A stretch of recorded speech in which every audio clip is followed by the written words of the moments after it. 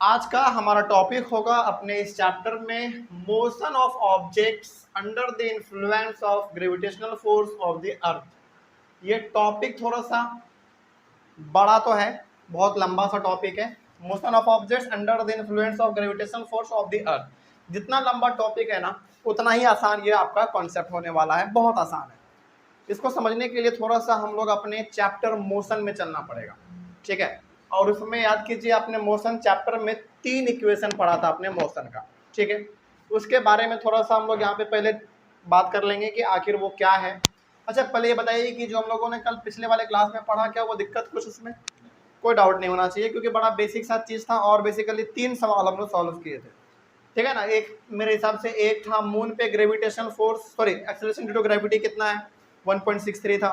और capital G और small जी में डिफरेंस बिटवीन हम लोग देखे थे। और तीसरा हमारा था ये कि क्या धरती पे ऐसा कोई पॉइंट है जहाँ पे एक्सेलरेशन ड्यू टू ग्रेविटी 0 हो सकता है कि नहीं। तो हाँ, वो पॉइंट है हमारा। वो पॉइंट कौन सा है? ओरिजिन। उसको हम लोग सेंट्रल पॉइंट भी कह सकते हैं, ओरिजिन भी कह सकते हैं, जो आप कह लीजिए। अच्छा, क्या वो चीज़ केवल धरती पे लागू होता है क्या? नहीं, हर प्लैनेट पे। मतलब कि हर प्लैनेट पे उसका जो सेंट्रल पॉइंट है उस पे उसका एक्सेलरेशन ड्यू टू ग्रेविटी कितना हो जाता है? 0 हो जाता है, ठीक है। ये हम लोग जान चुके हैं। चलिए अब थोड़ा सा हम लोग आगे बढ़ते हैं और इस कुछ नई चीज़ों को सीख लेते हैं। थोड़ा सा समझिए ध्यान से। लंबा टॉपिक है बिल्कुल, लेकिन कॉन्सेप्ट इसमें आपको बहुत ही आराम से समझ में आ जाएगा। सबसे पहले तो आप हमको थोड़ा सा ये बताएंगे कि मोशन चैप्टर में जो आपने 3 मोशन का इक्वेशन पढ़ा था वो कौन कौन सा था, जरा देखिए तो ध्यान से।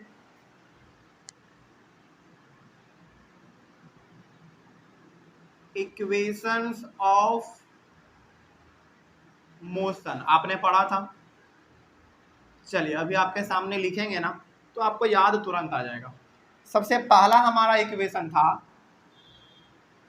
v equals to u plus A T, ठीक है। पहला ये था हमारा। दूसरा था स्मॉल ऐसे याद रखिएगा, ये U T plus half A T square, आपने ये पढ़ा था। और तीसरा इक्वेशन आपने पढ़ा था v square minus you square बराबर 2as। यहाँ पे भी s स्मॉल वाला और यहाँ पे भी स्मॉल हमारा s वाला, s स्मॉल वाला है, ठीक है। अच्छा, ये लास्ट वाला जो है ना, इसको बहुत सारे लोग ऐसे भी लिखते हैं v square equals to U square plus 2as। आप ये लिखो या फिर ये लिखो, बात तो बराबर ही है। तो आप जो भी लिख लीजिए वो आपका सही होगा। हमने यहाँ पे ये वाला लिख दिया है क्योंकि हम लोग शुरू से इसी तरीके से पढ़ते आ रहे हैं। चलिए अब आगे बढ़ते हैं। ये 3 मोशन का जो इक्वेशन हमने यहाँ पे लिखा, ये आपने मोशन चैप्टर में ऑलरेडी पढ़ रखा है, ठीक है। चलिए, और इससे भरपूर हम लोगों ने न्यूमेरिकल्स भी सॉल्व किया था अपने मोशन चैप्टर में, ठीक है। आगे बढ़ते हैं। अब यहाँ पे ना आपको 2 चीज समझना पड़ेगा जो कि आप ऑलरेडी जानते हैं। ये स्मॉल ए हमारा मोशन चैप्टर में क्या डिनोट करता था? एक्सेलरेशन। और ये स्मॉल जी हमारा ग्रेविटेशन चैप्टर में क्या डिनोट करता है? Acceleration due to gravity. लेकिन है तो दोनों एक्सेलरेशन ही ना। ये एक्सेलरेशन है नॉर्मल वाला और ये एक्सेलरेशन हमारा एक्सेलरेशन ड्यू टू ग्रेविटी वाला, लेकिन है तो दोनों एक्सेलरेशन ही। तो मतलब ये और ये दोनों आपस में क्या है? बराबर है। आप ए बोलो या फिर आप स्मॉल जी बोलो, हालांकि दोनों एक्सेलरेशन ही है, लेकिन दोनों का मतलब थोड़ा सा अलग हो जाता है, वो अलग बात है। लेकिन है तो दोनों एक्सेलरेशन, तो हम दोनों को कह सकते हैं कि ये दोनों आपस में क्या है? बराबर है, क्योंकि दोनों एक्सेलरेशन है, ठीक है। ये आपको बात समझ में आ गया। अब दूसरा चीज, मान लीजिए हम कह रहे हैं कि मेरे पास ना ये एक स्केल है और ये स्केल 30 सेंटीमीटर का है, ठीक है। यहाँ 1 है और यहाँ पे 30 लिखा हुआ है। तो अब हम आपसे पूछ रहे हैं कि बताओ यहां से लेकर यहां तक का डिस्टेंस क्या है? 30 सेंटीमीटर। अब आप बताइए कि इसका हाइट क्या है? 30 सेंटीमीटर। इट मीन्स हम यहाँ पे बताना ये चाह रहे हैं कि इस ऑब्जेक्ट का ये ऐसे लेटा हुआ था तो इसका ये डिस्टेंस हो गया। इसी को हमने इसे खड़ा कर दिया तो डिस्टेंस अब इसका किस में कन्वर्ट हो गया? हाइट में कन्वर्ट हो गया। इट मीन्स हम बताना केवल आपको यहाँ पे ये चाह रहे हैं कि ये जो आपका डिस्टेंस होता है, कहा गया, हाँ। अच्छा, मोशन चैप्टर में हम लोग डिस्टेंस को कैसे डिनोट करते थे? स्मॉल एस से। ये जो स्मॉल एस है आपका, यही हमारा क्या बन जाता है? हाइट बन जाता है। इट मीन्स हम यहाँ पे ये भी कह सकते हैं ये एस जो है एच के बराबर है, क्योंकि डिस्टेंस ही हमारा हाइट बन जाएगा। कब? जब हम लोग उसको हॉरिजॉन्टल से वर्टिकल में कन्वर्ट कर देंगे। ये हमारा अभी ऐसे है तो हॉरिजॉन्टल है, और इसका डिस्टेंस पूछेंगे इस कोने से इस कोने तक, तो 30 सेंटीमीटर आप बताएंगे कि सर यहाँ पे 1 है और यहाँ पे 30 है, इट मीन्स यहाँ से लेकर यहाँ तक का डिस्टेंस इसका 30 सेंटीमीटर है। इसी को हमने वर्टिकली कर दिया। अब आप बताओगे कि सर इसका हाइट जो है ना वो 30 सेंटीमीटर हो गया, तो यहाँ पे आपको नहीं लग रहा है कि इसका डिस्टेंस ही हाइट बन गया। तो s मतलब डिस्टेंस और h का मतलब हाइट, यानी कि a बराबर g होता है और s बराबर h होता है। ये दोनों बात समझ में आ गया आपको। अब आप इन दोनों के मदद से अब आप 3 नया इक्वेशन तैयार कर सकते हैं, बिल्कुल 3 नया इक्वेशन तैयार कर सकते हैं। चलिए वो कौन कौन सा हमारा होगा, यहां पे आपका आ जाएगा न्यू इक्वेशन।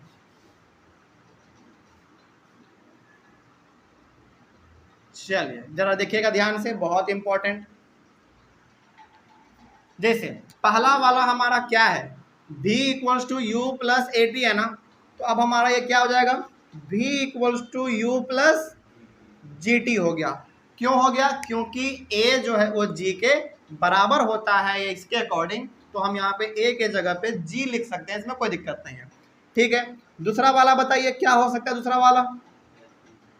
हाँ, s हमारा किसके बराबर, h के बराबर, तो यहाँ पे हम h लिख सकते हैं, ut है इसमें कोई बदलाव नहीं, प्लस हाफ at स्क्वायर है तो क्या हो जाएगा, gt स्क्वायर हो जाएगा। ठीक है, और तीसरा में हमारा क्या है, v square minus you square, इसमें कोई बदलाव नहीं आएगा,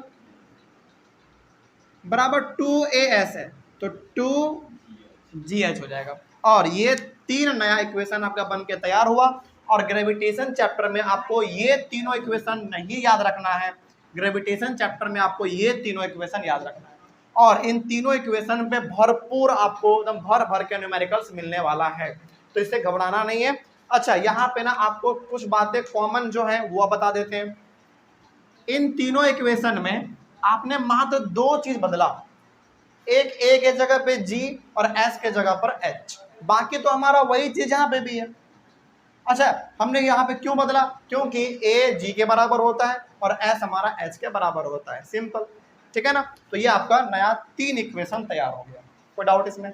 चलिए, तो ये 3 नया इक्वेशन जो आपका यहाँ पे तैयार हुआ, इन तीनों इक्वेशन से आपका भरपूर सवाल आने वाला है। ठीक है, इन तीनों इक्वेशन के आप ऊपर आपने भरपूर सवाल बनाया मोशन चैप्टर में, अब उसी से रिलेटेड आपका ये तीनों इक्वेशन है, इससे आपको भरपूर सवाल मिलेगा इसी चैप्टर ग्रेविटेशन में। ठीक है, तो हम लोग अपने जब न्यूमेरिकल्स के सिलसिले को शुरू करेंगे तो वहाँ पे हम लोग इन तीनों फॉर्मूला का इस्तेमाल भी देखेंगे कि आखिर इसका कैसे इस्तेमाल करना है। बस अभी आपको फिलहाल ये याद कर लेना है। मान लीजिए यदि आपको ये याद नहीं भी होता है, तो ये तो आपको याद होगा मोशन चैप्टर का, तो जहाँ पे a है वहाँ पे g लगा दीजिएगा, जहाँ पे स्मॉल s है वहाँ पे स्मॉल h लगा दीजिएगा, बात खत्म। ठीक है ना, चलिए आगे बढ़ते हैं फिर। लेकिन जब आप न्यूमेरिकल्स को बनाएंगे, जब हम लोग न्यूमेरिकल्स को आगे बनाएंगे, इस फॉर्मूला को हम लोग जब पुट करके वैल्यू को इस्तेमाल करेंगे, तो आपको ये 5 पॉइंट ध्यान में रखना पड़ेगा, बहुत इंपॉर्टेंट है। मतलब ये हो गया कि आपके पास न्यूमेरिकल्स दिया हुआ रहेगा, जब आप उसको सॉल्व करेंगे, इन तीनों इक्वेशन में से किसी भी इक्वेशन के ऊपर वैल्यू पुट करके आप उसको सॉल्व करेंगे, तो आपको ये 5 पॉइंट बहुत ही अच्छी तरीके से माइंड में याद होना चाहिए। क्योंकि जब तक ये 5 पॉइंट आपका नहीं मालूम होगा, तब तक आप न्यूमेरिकल्स गलत ही बनाते रहेंगे। आपको कॉन्सेप्ट भी मालूम होगा, आपको फॉर्मूला भी मालूम होगा, आपको हर चीज़ का SI यूनिट भी मालूम होगा, कैसे सॉल्व करना है वो भी मालूम होगा, लेकिन इसमें ना कुछ प्लस माइनस का खेल है। बस यदि ये याद नहीं रहा तो आपका पूरा न्यूमेरिकल्स गलत हो जाएगा। तो पहले इस 5 पॉइंट को समझ लीजिए कि आखिर ये 5 पॉइंट क्या कहता है, उसके बाद फिर आपको बताते हैं कि आखिर इस पर न्यूमेरिकल्स आपका कैसा आएगा। ठीक है, देखिए ध्यान से। सबसे पहले इसमें क्या कहा गया, कुछ वैल्यू आपको यहाँ पे हम बताएंगे, कौन सा पॉजिटिव वैल्यू होगा, कौन सा नेगेटिव होगा, वो सब बताएंगे। देखिए ध्यान से, याद रख लीजिएगा ये 5 पॉइंट। बिल्कुल देखने में आसान लगता है, सुनने में भी बड़ा आसान लगता है, लेकिन माइनर मिस्टेक की वजह से आपका पूरा न्यूमेरिकल्स बर्बाद हो जाएगा। इसको आप ध्यान समझिए। इसमें कह रहा है कि when a body is falling vertically downwards, its velocity is increasing, so the acceleration due to gravity यानी कि small g is taken as positive. इसको ऐसे समझिए आप, क्या कहा गया है, when a body is falling vertically downward, यानी कि यदि कोई ऑब्जेक्ट हम या फिर कोई बॉडी ऊपर से नीचे यानी कि वर्टिकली डाउनवर्ड की ओर गिराएंगे, ऊपर से नीचे की ओर आएगा, its velocity is increasing. Obvious ही बात है, इसका वेलोसिटी क्या हो जाएगा, बढ़ जाएगा, इंक्रीज हो जाएगा। इसीलिए तो हम लोग देखते हैं कोई चीज ऊपर फेंकते हैं तो बहुत तेजी से वो नीचे आता रहता है। तो पहला बात यहाँ पे ये कहा गया, इसको ब्रेक कर करके समझिए, आप आराम से समझ जाएंगे। तो जब कोई भी ऑब्जेक्ट हम ऊपर से नीचे गिराएंगे तो जब जब वो नीचे आता रहेगा तब तब उसका वेलोसिटी बढ़ता रहेगा, पहला बात। दूसरा बात क्या कहा गया है, so the acceleration due to gravity यानी कि small G is taken as positive. तो अब एक बात बताइए, जब हम इसको यहाँ से छोड़ेंगे ये हमारे हाथ पे जाके गिर गया, इसका वेलोसिटी इंक्रीज हुआ, जब जब वो गिर रहा था तब तब उसका वेलोसिटी इंक्रीज हुआ।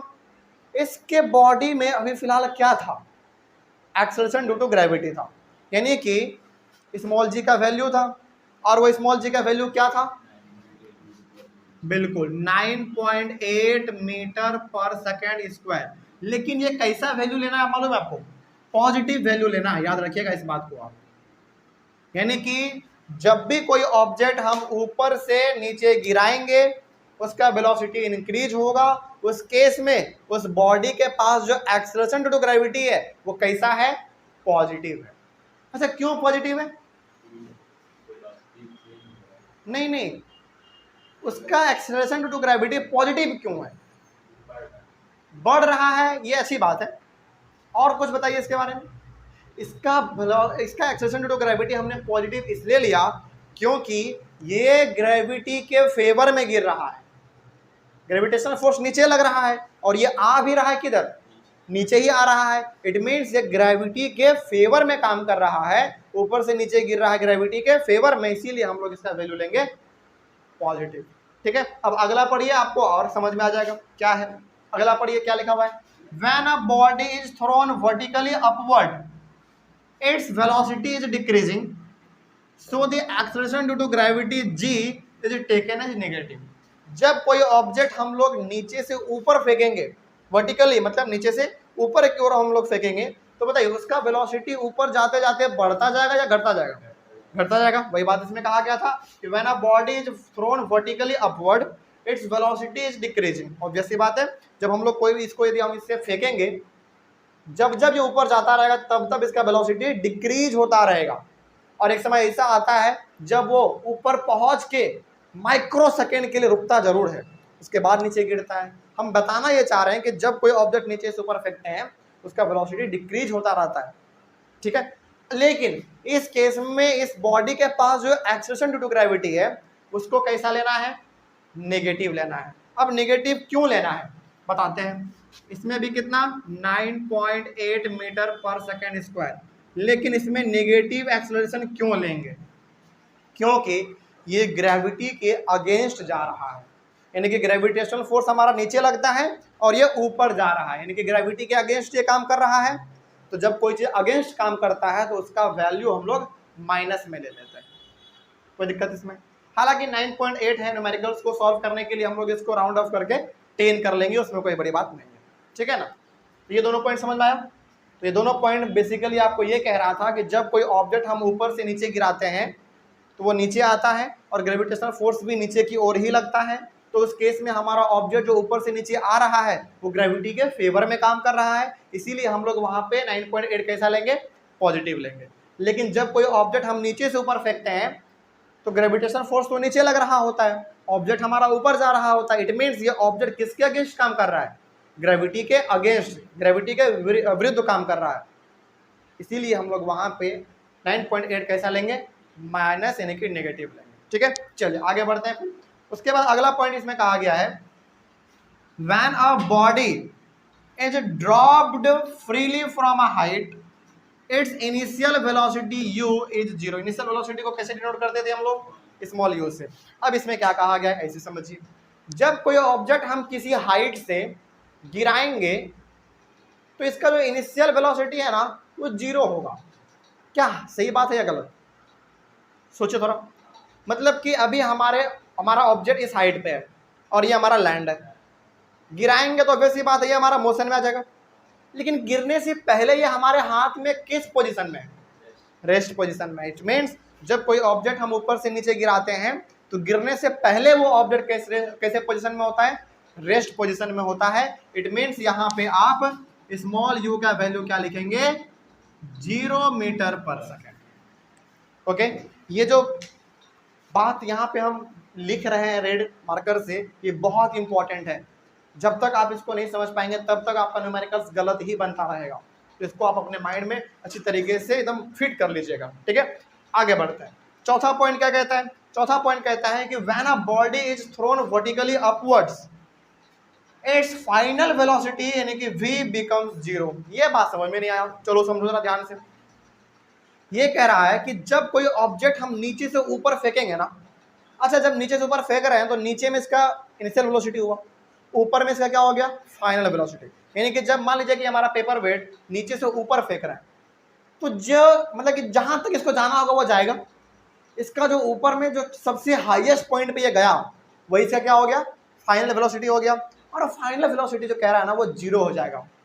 इसका मतलब क्या हुआ? हमने आपको ये बात ना force and laws of motion में भी बताया था। जब कोई ऑब्जेक्ट हम नीचे से ऊपर फेंकते हैं और वो नीचे गिरने से पहले अपने सबसे हाईएस्ट पॉइंट पे जाता है और माइक्रो सेकेंड के लिए ही सही लेकिन ये ऊपर में रुकता जरूर है। जैसे मान लीजिए कि यदि हम इसको ऊपर फेंक रहे हैं, जैसे सपोज कीजिए इसमें हमने इसको ऊपर फेंका, ध्यान से देखिए, हमने इसको ऊपर फेंका तुरंत नीचे आ गया, लेकिन ये नीचे आने से पहले अपने सबसे हाईएस्ट पॉइंट पे गया होगा जहां तक ये जा सकता था, और वहां पे जाने के बाद ये माइक्रो सेकेंड के लिए ही सही रुका जरूर होगा, उसके बाद ये नीचे आया। हालांकि रुकता हुआ हमको दिखता है क्या? नहीं दिखता। क्यों? क्योंकि वो एक सेकेंड भी अच्छी तरीके से नहीं रुकता, 0.0000 समथिंग कुछ हमारा ये माइक्रो सेकेंड के लिए भी ऊपर में रुकता जरूर है, तभी जाके नीचे गिरता है। तो इसका जो फाइनल वेलोसिटी हुआ वो भी क्या होगा? जीरो ही होगा। ये भी आप ध्यान में रखिएगा। तो ये भी आपका 0 मीटर पर सेकेंड। कोई डाउट इसमें?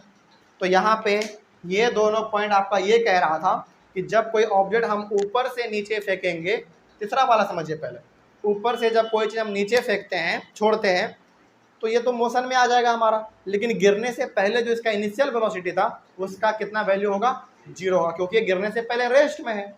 ठीक है। उसके बाद चौथा पॉइंट ये कहता था कि जब कोई ऑब्जेक्ट हम नीचे से ऊपर फेंकते हैं तो जो ये सबसे ऊपर पॉइंट पे जाएगा, हाईएस्ट पॉइंट पे जाएगा, वही इसका क्या होगा?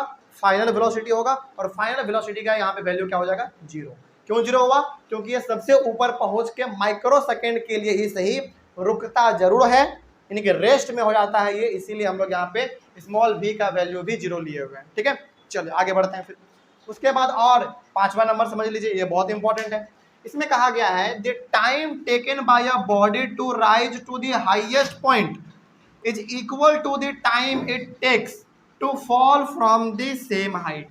मतलब ये हो गया, सपोज कीजिए आप इसको ऐसे मान लीजिए कि हमारा ना एक पत्थर है यहाँ पे, इसको हमने ऊपर से छोड़ा, यहाँ पे ये आके गिर गया। ठीक है, आने में टाइम लगा 10 सेकेंड, सपोज कीजिए 10 सेकेंड। ठीक है, अब दोबारा इसी पत्थर को, यानी कि ये हमारा ऊपर से नीचे आ रहा था, अब दोबारा हम इसी पत्थर को नीचे से ऊपर फेंक रहे हैं। तो एक बड़ा ही मजेदार बात यहाँ पे ये है कि इसको भी ऊपर जाने में 10 सेकेंड ही लगेगा।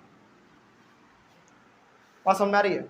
मतलब ये हो गया कि यदि हमारा एक पत्थर यहाँ से यहाँ गिरता है, उसको टाइम लगता है 10 सेकेंड, तो उसी पत्थर को जब हम यहाँ से दोबारा उसी पोजीशन उस सेम हाइट पे फेंकेंगे तो उसमें भी हमारा 10 सेकेंड ही वक्त लगेगा। बस इसमें शर्त क्या है?